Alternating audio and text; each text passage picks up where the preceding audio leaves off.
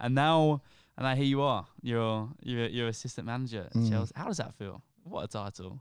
It's great. It's great. It's just my club. I've been here since 12 years old. So, you know, to play for the club, to assisted, you know, I've done the loans, you know, the loan players as well. And how was that? How was that job actually? It's great.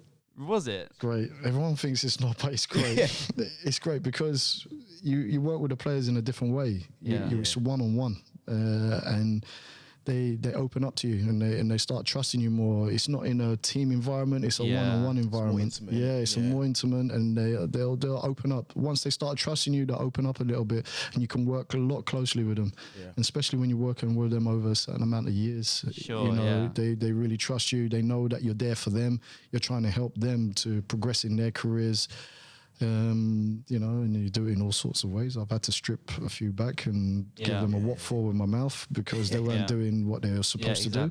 But at the same time, I've always I'll be the first to pat them on the back when they're doing well as well. Exactly. You know, and I just want to see them go on and do well in their careers and tell them that it's a hard career, and just because you're talented, it's not enough. It's not enough. It is hard work.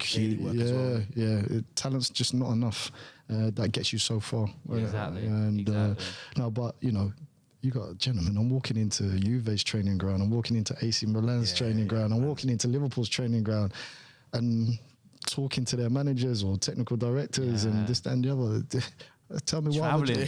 Mate, you see the world, innit? Do you do that? You know, It's true. You walk into AC Milan's training ground and like going, wow. Oh my God. And then Ruud Gullit comes over, and then someone else comes over, and you go, hello,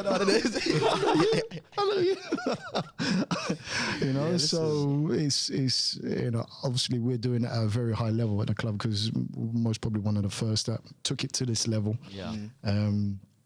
And you know, and it's continuing now with obviously with Carlo Cudicini, Paolo Ferreira, Makelele, Torre, Andre Flo.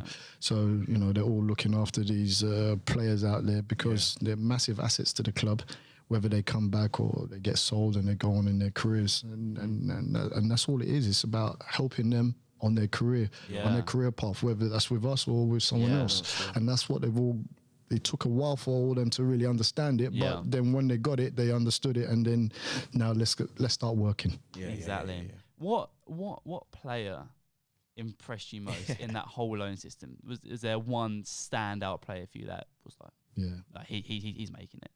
Andreas Christensen. Really? I hear this so much. Because he went on a 2-year loan to Mönchengladbach. And he went in, started okay, and then he had a little blip very early. Then the manager left because they weren't doing so well. And then I thought, could be trouble. New manager steps in, didn't play for the first couple of games, I don't think. And then he got in for whatever reason. And then in that time, we had been talking about, you know, what he has to do because he was still playing like an academy player. He was trying to pull the ball out of the sky on his chest and play it out. And I'm going, no. This is the Bundesliga, man's game. Not going to do that no more. So we started working on what his approach and what he's got to do. And he's got to pick up the flight of the ball where the other striker is and so on and so forth. All the tactical and technical stuff behind the player and what he has to do. And he takes information on very well, very quickly. And is that what stood out? Yeah. And then once he stepped in and started playing like he's been playing at that level for. And we've got a marking system here, and 4 being the highest. I've never given a 4 except for him. Wow. Except once. And he played against Barcelona at home in the Champions League, and I was trying to be as critical as possible. I was going to do something.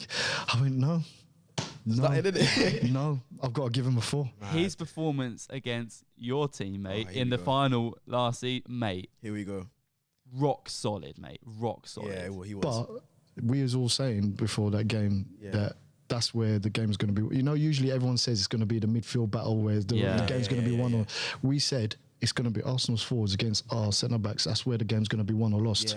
because your front two are really quick and like you could do. So David and Andres knew that they had to engage early. They had to be, couldn't allow you to turn, couldn't allow you to do all the things that you want to do off the ball, and they were magnificent all night. About the game. Yeah. That was one of our best performances last season. Yeah, it was outstanding because everyone, say Eden and Giroud, and they deserve the plaudits. Yeah. But for me, the game was won by David. Yeah. And if I speak, I'm in big trouble. I'm in big trouble.